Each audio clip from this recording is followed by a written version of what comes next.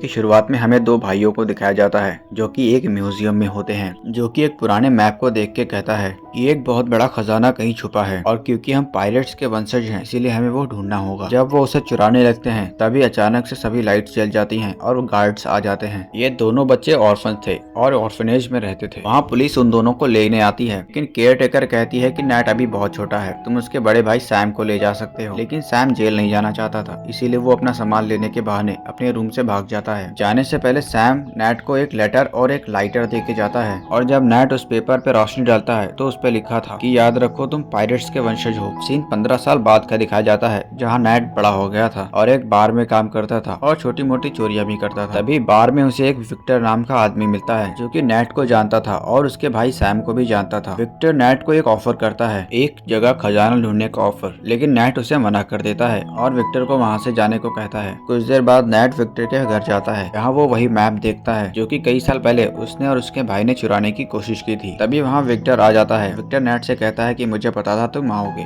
Net Victor को बताता है कि इस मैप के अकॉर्डिंग कुछ पायरेट सोना ढूंढने गए थे, लेकिन ये सब बकवास कहानियां हैं। विक्टर नेट से कहता है कि ये सब कुछ सच है। फिर विक्टर एक बुक में से नेट को एक शिप दिखाता है, कहता है कि ऐसी सिर्फ एक शिप की कीमत $6 बिलियन है। नेट विक्टर से अपने भाई के बारे में पूछता है। विक्टर उसे बताता है कि हम एक जगह चोरी कर रहे थे और फिर वो अचानक गायब हो गया। विक्टर नेट से कहता है कि अगर हम सोना ढूंढे तो शायद हमें सैम भी मिल सकता है। ये सुनने के बाद नेट उसकी बात मान लेता है और सोना ढूंढने के लिए तैयार हो जाता है। रास्ते में विक्टर नेट को एक क्रॉस दिखाता है, लेकिन ये कोई क्रॉस नहीं था, ये एक चाबी थी। विक्टर कहता है कि एक चाबी मेरे पास है, हमें दूसरी चाबी चुरानी होगी। रात में नेट और विक्टर तैयार होकर एक ऑक्शन में जाते हैं ताकि वो चाबी को चुरा सके और वो चाबी को चुरा भी लेते हैं। विक्टर जब चाबी लेके वहाँ से जा ही रहा होता है तभी उसे वहाँ एक पुरानी दुश्मन मिल जाती है जिसका नाम ब्रैडक होता है। लेकिन तभी विक्टर चला के दिखाता है और ब्रैडक को ऑक्शन के गार्ड्स के हवाले कर देता है और खुद नेट के साथ वहाँ से निकल जाता है। इसके बाद ये दोनों फ्लाइट पकड़ के बार्सिलोना जाते हैं। यहाँ ये फ्रेजर से मिलते हैं। फ्रेजर विक्टर की पुरानी दोस्त होती है। दरअसल दूसरी चाबी विक्टर के पास नहीं बल्कि फ्रेजर के पास ही थी। फ्रेजर नेट से कहती है कि विक्टर पे कभी भरोसा मत करना,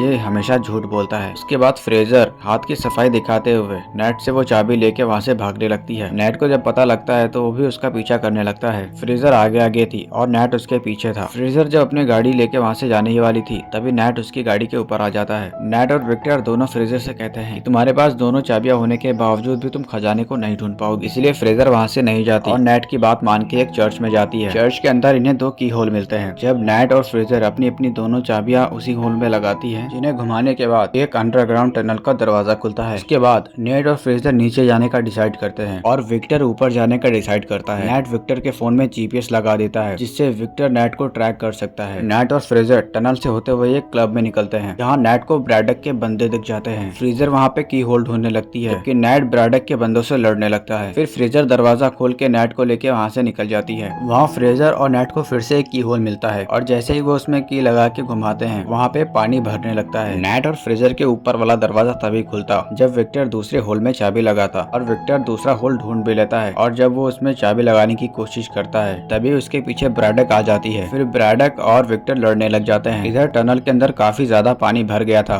और नेट और फ्रेजर डूबने लगे थे। तभी विक्टर ब्रैडक को ठिकाने लगा के की होल में की लगा देता है जिससे नेट और फ्रेजर की जान बच जाती है। बचने के बाद नेट और फ्रेजर फिर से आगे बढ़ने लगते हैं और कुछ दूर चलने के बाद फिर से इन्हें एक की होल मिलता है, लेकिन इस की होल में दोनों चाबियां लगनी थी। एक चाबी नेट और फ्रेजर के पास थी और दूसरी चाबी विक्टर के पास थी। उसके बाद विक्टर उन्हें अपनी चाबी दे देता है जिसे लगा के नेट वो दरवाजा खोल देता है, जिसके बाद उन्हें 4 बड़े बड़े मिट्टी के पॉट्स मिलते हैं। फ्रेजर चढ़ के ऊपर देखने लगती है कि उन पॉट्स के अंदर क्या है और इन पॉट्स के अंदर नमक भरा था। तभी ये सारे पॉट्स टूट जाते हैं। उस नमक के अंदर से इन्हें एक मैप मिलता है। नेट जब उस मैप को देख रहा था तभी फ्रेजर उस पर गन पॉइंट कर देती है और वो मैप उसे देने को कहती है। फ्रेजर उसे एक पंच मार के बेहोश कर देती है और वहाँ से मैप लेके निकल जाती है। कुछ देर बाद वहाँ विक्टर आता है और वो नेट को होश में लाता है। नेट होश में आने के बाद विक्टर से अपने भाई के बारे में पूछता है। विक्टर यहाँ उसे सच सच बताता है कि हम एक चोरी करने गए थे जहाँ पे सैम मारा गया और वो कभी वापस नहीं आने वाला। इधर हमें ब्रैडक को दिखाया जाता है जो कि अपने बॉस के पास होती है। अभी वहाँ पे फ्रेजर आ जाती है। फ्रेजर अपने साथ वो मैप भी लाई थी। दरअसल फ्रेजर शुरुआत से ही उसी बॉस के लिए काम करती आ रही है और वो नेट और विक्टर को धोखा दे रही थी। खुश होकर वो बॉस ब्रैडक से कहता है कि अब से तुम सब फ्रेजर के अंडर काम करोगे। एक रूम में होता है तभी उसके पास विक्टर आता है। नेट विक्टर से काफी ज्यादा गुस्से में था। विक्टर नेट से कहता है हम एक सुरंग में थे, ब्रैडक के आदमियों को हमारा पता कैसे लगा, लेकिन नेट काफी गुस्से में था। नेट कहता है कि मैं बचपन से अपने भाई का इंतजार करता करता रहा लेकिन वो नहीं आया और उसके सफर को अब मैं खत्म करूंगा। उसके बाद हम दोनों के रास्ते अलग अलग। अगला सीन हमें एक एयरपोर्ट का दिखाया जाता है जहाँ फ्रीजर अपने बॉस के साथ उसी आइलैंड के लिए निकल जाती है जहाँ पे सोना था। रास्ते में जब सब प्लेन में थे, ब्रैडक का बॉस सबको अपना प्लान बता रहा था कि वो खजाना मेरा था। तभी ब्रैडक उसे पीछे से आके मार देती है। ये देख के फ्रीजर भी काफी घबरा जाती है। फ्रीजर ये सब देख के पीछे से खिसक जाती है और कार्गो वाले एरिया में छुप जाती है। यहाँ हमें पता लगता है कि नेट और विक्टर भी इसी प्लेन में थे और जब सभी गुंडे फ्रीजर को ढूंढ रहे थे तो वो दोनों पीछे से आके मैप चुरा लेते हैं। विक्टर नेट से कहता है कि हमें पैराशूट लेके कूद जाना चाहिए, लेकिन नेट कहता है कि मुझे अभी अपना हिसाब चुकता करना है। विक्टर उसे समझाता है और खुद पैराशूट लेके वहाँ से कूद जाता है और नेट उसके सामने आके खड़ा हो जाता है और सामान से भरे स्ट्रैप्स को खोल देता है। एक बॉक्स का स्ट्रैप नेट के पैर में फंस जाता है जिसके साथ वो भी हवा में था। नेट जब ऊपर आने की कोशिश कर रहा था तभी एक गाड़ी उस पे लग जाती है और वो भी गाड़ी के साथ नीचे गिरने लगता है। अब नेट और फ्रेजर दोनों ही हवा में थे और एक बॉक्स को पकड़ के उसका पैराशूट खोल देते हैं और फिर वो दोनों एक जगह पानी में लैंड करते हैं जहाँ से वो तैर के एक आइलैंड तक पहुँचते हैं। रात नेट और फ्रेजर एक होटल रूम में गुजारते हैं और फिर मैप को देख के ये दोनों उस खजाने का पता लगाने लगते हैं। कुछ देर बाद फ्रीजर सोने चली जाती है